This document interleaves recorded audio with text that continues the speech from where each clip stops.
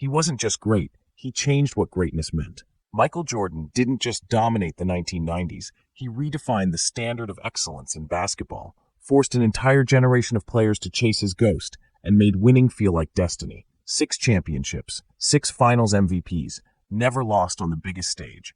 But beyond the stats, beyond the rings, how good was Michael Jordan actually? Because for every highlight reel and buzzer beater, there's a deeper story. How did MJ master both scoring and defense like no one else? What made his mentality more terrifying than his athleticism? And if he played in today's NBA, would he still be number one? This is the story of the player every GOAT debate can't escape. Not just the king of the 90s, but the blueprint for basketball greatness. In this video, we break down the numbers, the dominance, and the era he ruled, how his skill set translates to today's game, and why even 20 years after retirement, no one's fully caught him yet.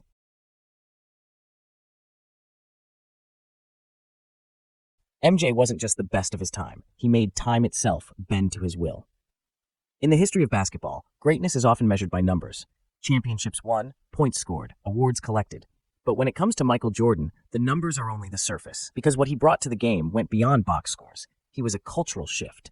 A competitor so ruthless, so precise, that he didn't just want to win, he wanted to destroy your belief that you could. Born in Brooklyn but raised in North Carolina, Michael Jordan's rise was not preordained. In fact, the famous story of him being cut from his high school varsity team as a sophomore is often cited as his turning point. From that moment, the world met not just a player, but a force of nature with a chip on his shoulder. That chip fueled everything: the training, the obsession, the mindset. And by the time he entered the NBA in 1984, it was clear this wasn't just another talented rookie. This was someone who saw the game differently. Jordan's early years with the Chicago Bulls were explosive. Scoring titles came quickly. In just his third season, he averaged 37.1 points per game, a mark that still stands as one of the highest in league history. But people questioned if he could win. Just a scorer, they said. No finals, no rings. Meanwhile, teams like the Celtics and Pistons stood in his way, battle-tested squads who didn't respect flash over substance. Jordan took the punishment, the physicality, the traps, the double teams, and in return, he didn't whine, he evolved. By 1991, after years of playoff heartbreak, Jordan finally broke through. The Bulls swept the defending champions Detroit Pistons, then took down Magic Johnson's Lakers in the finals. That was the moment the NBA shifted. For the next 8 full seasons that MJ played, the Bulls won 6 titles. The only time they didn't, he was retired, playing baseball. But here's what made it truly special. Jordan was dominant on both ends of the floor. He didn't just win scoring titles, he was a Defensive Player of the Year in 1988, a rare feat for a guard. He led the league in steals 3 times. He controlled pace, tempo, momentum.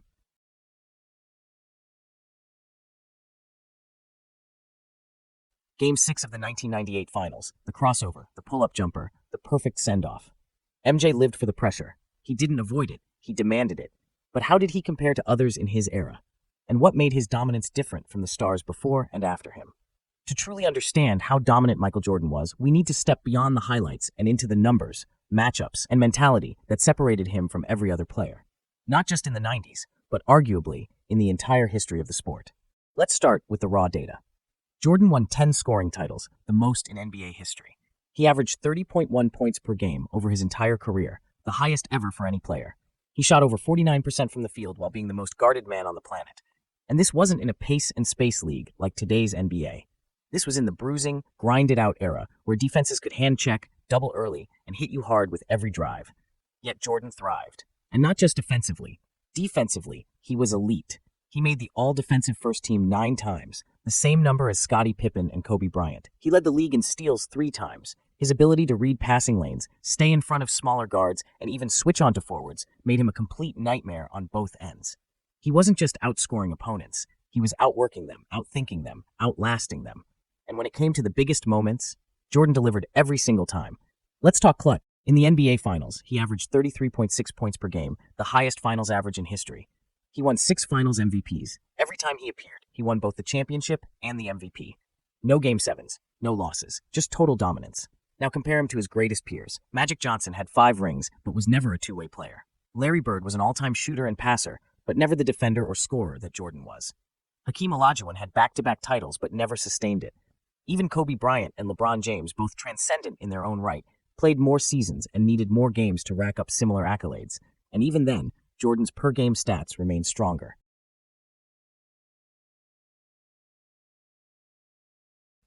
But numbers are just one piece. Jordan had something almost no one else possessed, an unrelenting psychological edge. He turned the game into warfare. He weaponized slights, created rivalries, and used every perceived insult as fuel. If you played against MJ, you weren't just facing skill, you were facing obsession. He studied your habits, he exploited your tendencies, he broke you mentally before the scoreboard could. Teammates respected him, feared him, and followed him. Opponents dreaded him. Even his practice intensity became legendary. He treated scrimmages like the finals. He pushed teammates to their limit because he knew championships weren't won on game night. They were won in the unseen hours of grind. And yet, what makes his story even more unique is how he left the game twice and still owned it. After retiring in 1993, he came back in 1995 and led the Bulls to another three-peat. After retiring again in 1998, he returned in 2001 at age 38 and still dropped 50 in a game, still averaged 20 points, still made all-star teams. Even at half his prime, he was better than most. So how would he fare in today's NBA? Faster pace, more threes, more freedom on offense? So let's finally answer the question. Would Michael Jordan still be the best if he played today? Not only is the answer yes, it's scarier than that. The modern NBA is tailor-made for a player like Jordan. With today's freedom of movement rules, no hand-checking, and pace and space offenses, MJ wouldn't just survive, he'd explode. Imagine the most ruthless mid-range assassin in history operating with 2020s level spacing. Defenders can't ride his hip, bigs are pulled out to the perimeter, and fast breaks, deadlier than ever with MJ's first step and hang time. Some analysts project Jordan could average 35-37 points per game in today's league without forcing shots. He wouldn't need to shoot 10 threes a game because he would live at the free throw line. Remember, he averaged over 11 free throws per game in his prime while getting hammered by 90s defenders. In 2024 rules, that number could go up.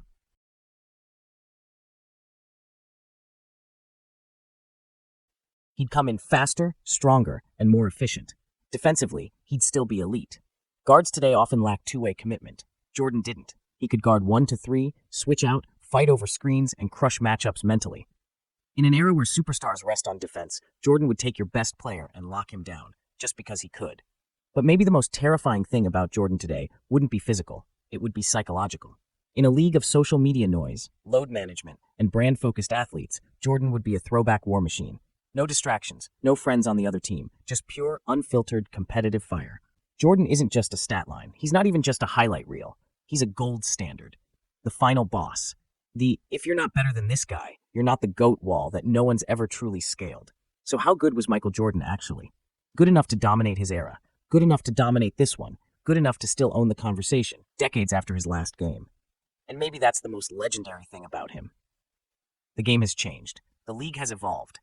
But greatness? Greatness still looks like number 23.